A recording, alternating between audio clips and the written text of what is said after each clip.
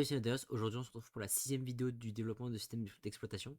Alors aujourd'hui, ce ne sera pas vraiment une vidéo sur le développement de systèmes d'exploitation tel quel, mais on va développer une librairie et quelques fonctions qui vont nous permettre de print des choses à l'écran de manière beaucoup plus simple que ce qu'on faisait jusqu'à présent. Dans la 5e vidéo, on s'était arrêté avec simplement un fichier kernel.c qui utilisait cette méthode-là pour écrire sur l'écran. Donc on va changer ça, pour pouvoir créer des méthodes comme printChar, printString, etc. Ça sera quand même beaucoup plus simple. Donc on va pouvoir créer un nouveau dossier qu'on va appeler include. On va faire chez iu.h une méthode, on va faire printChar qui va prendre un caractère à entrée et on va faire printString qui va prendre une chaîne de caractères en entrée. Est-ce qu'il va falloir d'autres méthodes? On va faire une méthode setColor qui va prendre une couleur en paramètre. Donc hop, la couleur on va les définir là. Il va falloir mettre toutes les couleurs. Alors là par contre c'est une bonne question. Pour l'instant je vais juste mettre black white et je vais juste là ici dans le kernel. Puis là dans le kernel on va faire une boucle pour int qui est égal à, alors je crois qu'il y a 16 couleurs. Donc je vais en mettre 16. Hop. À u1000 plus i, on va mettre plus i fois 2, on va mettre la lettre. Et à ça plus i fois 2 plus 1, on va mettre la couleur. Donc la couleur, ça sera i. Voilà nos couleurs.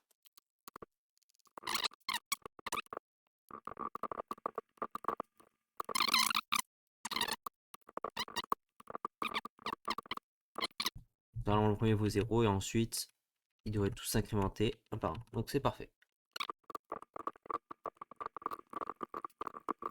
Ah oui, on va juste définir aussi 2-3 choses dans notre .h. On va définir notre vidéo buffer qui vaut 0x b8 avec 3 0 je crois. La largeur qui vaut 80 pixels. Et pour terminer, la hauteur qui vaut 25. Donc on va pouvoir faire notre... Ah oui, on va juste garder là ici plusieurs valeurs. On va garder SCR X, SCR Y. Donc pour afficher un caractère, si on prend vidéo buffer, qu'on lui ajoute, donc là ça va faire donc SCR Y fois SCR width plus SCR X fois 2. Donc en fait notre vidéo buffer c'est une seule liste très longue. Et moi j'ai envie de la voir comme si c'était une matrice en 2 dimensions.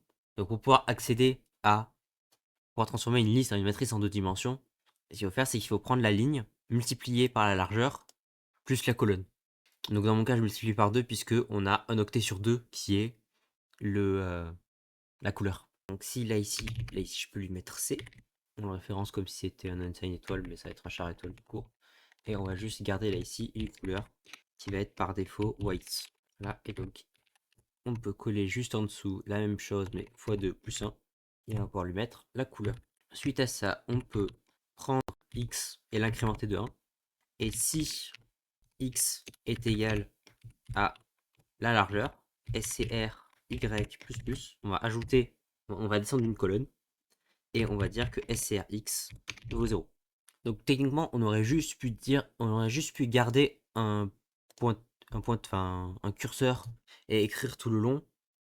Mais pour certains caractères comme le retour à la ligne, je préfère transformer ça en tableau en 2 dimensions pour savoir quelle colonne et quelle ligne je suis. Ça me permettra aussi par exemple de faire un move cursor et des choses comme ça. Donc on va juste le mettre ici. Si c'est ce qu'on veut afficher, c'est un retour à la ligne. On va pas faire tout ça. On va juste SCR Y plus et SCR X et L0. Qui d'ailleurs techniquement là ici en fait le retour à la ligne. Et sinon on fait ça. Je pense qu'on a un print char qui fonctionne. On va pouvoir tenter de l'utiliser.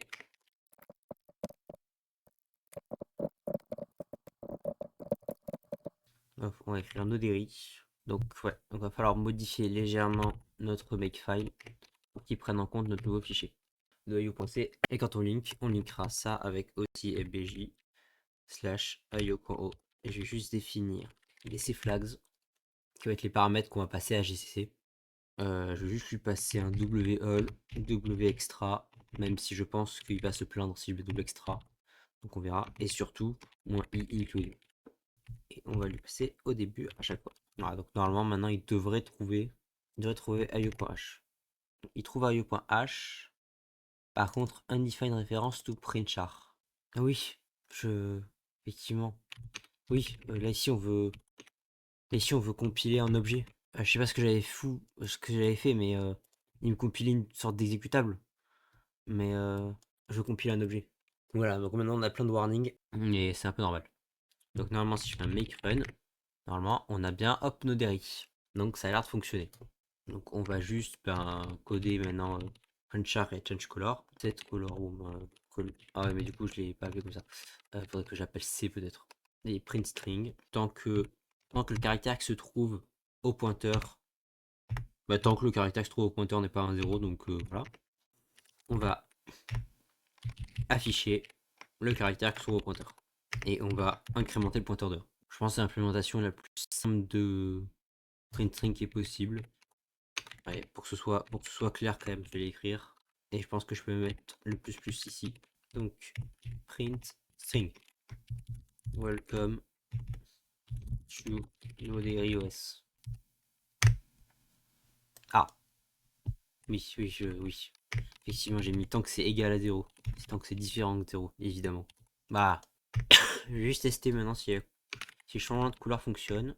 Donc, je vais afficher Welcome to Node.js. Je vais même gérer le retour à la ligne. Voilà, ensuite on va faire un set color. Je vais mettre en yellow. Et on va ensuite pouvoir faire un print string de Node.js. On va faire ça comme ça. Donc welcome to, et il a bien retourné à la ligne pour Node.js. C'est parfait. J'aimerais juste voir maintenant si il retourne à la ligne correctement quand il y a trop de caractères. Donc quand ça fait plus de 80 de long, voilà, 150 de long, ça va être sympa, on va le réduire un petit peu, 139 de long. Ok, donc il a l'air d'avoir géré ça. C'est parfait. On va juste se faire une autre fonction dont on va avoir besoin. Donc je vais définir là ici en haut, qu'on va appeler swipe term. Le problème qu'on a, c'est que quand on va arriver en bas de l'écran, il faut automatiquement qu'on remonte. Donc pour x allant de 0 jusqu'à y du coup, pardon. Pour y allant de 1 jusqu'à SCR HEI, j'ai acheté. Donc en fait ça, ce qu'on va faire, c'est qu'on va partir de la deuxième ligne et on va copier caractère par caractère tous les éléments à la ligne dessus. X qui est égal à 0, x est inférieur à SCR with. Hop, on va copier ces lignes là. Donc en y fois ça plus x, on va copier. Donc voilà, c'est presque bon. Puisqu'en fait, on va copier le caractère qui se trouve juste avant. Donc le caractère qui se trouve juste sur la ligne dessus, c'est y comme ça. Voilà, donc normalement ça nous copie. Alors du coup non, justement là c'est l'inverse, c'est ici. Il faut copier à la ligne d'avant qui se trouve à notre ligne actuelle. Et suite à ça, non, je pense qu'on va juste, lui va juste swipe et ensuite on gérera ça après. Donc je vais juste là pour le new line faire une fonction à part. Si scr y est égal à screen HUJHT. Si c'est le cas, on va swipe le terminal et on va screen Y, on va le reculer de 1. New line et par ici new line. Donc bon, il va falloir voir comment faire ça. Pour tester ce genre de fonctionnalité, en faisant que des prints, ça va pas être pratique du tout. D'ailleurs oui, swipe term, mais on va aussi ensuite, on va aussi mettre des espaces à la ligne tout en bas.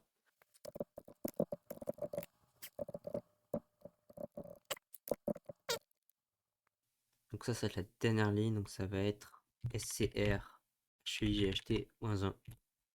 Impeccable. Donc je vais peut-être faire, allez hop, on va faire un while 1 et je vais justement écrire Node.js. Je vais écrire Node.js en boucle et j'espère le voir défiler. Ah, il ne boot plus. 2000 years later. De base il fait 1029. Si je le remets, Non, il fait 1057, non, ça fonctionne plus. Oh, je crois que je viens de comprendre. Notre problème, il vient de notre bootloader. Là, ici, on a lu le disque, on a lu un seul secteur, donc on a lu que 512 octets. Et nous, notre fichier, tu voyais, 1029, ça passait encore tout pile, parce que ça faisait 1024 de long. Mais là, maintenant, 1057, ça passe plus. Donc on va mettre deux. On va dire deux secteurs maintenant. Normalement, maintenant, si je fais un make run, maintenant ça devrait fonctionner. Voilà. En fait, il lui manquait un morceau du code. Donc forcément, ça plantait. Donc je vais juste lui remettre cette boucle-là pour voir si le scroll fonctionne correctement. Le scroll n'a pas l'air cassé. Alors, ça va beaucoup trop vite. Donc c'est dur de savoir si vraiment ça fonctionne bien. Faudrait que je le ralentisse un petit peu. Hop, on va lui calculer des factoriels. Int u est égal à 1, u qui est inférieur à 100, à 50. On va rester sympa, 50. I fois égale u. Voilà, on va le ralentir un petit peu. Non, c'est toujours beaucoup trop vite. Plus ça rajoute des zéros, plus ça va vite. C'est quoi ça? Ah voilà, c'est bon. Voilà, impeccable. Donc on a bien un scroll qui fonctionne. On va juste clean up et on va remettre Welcome to Node.js. Voilà, donc c'était tout pour cette petite vidéo sur la bibliothèque Input-Output. J'espère qu'elle vous a plu. Sur ce, c'était Node.js. Bye bye.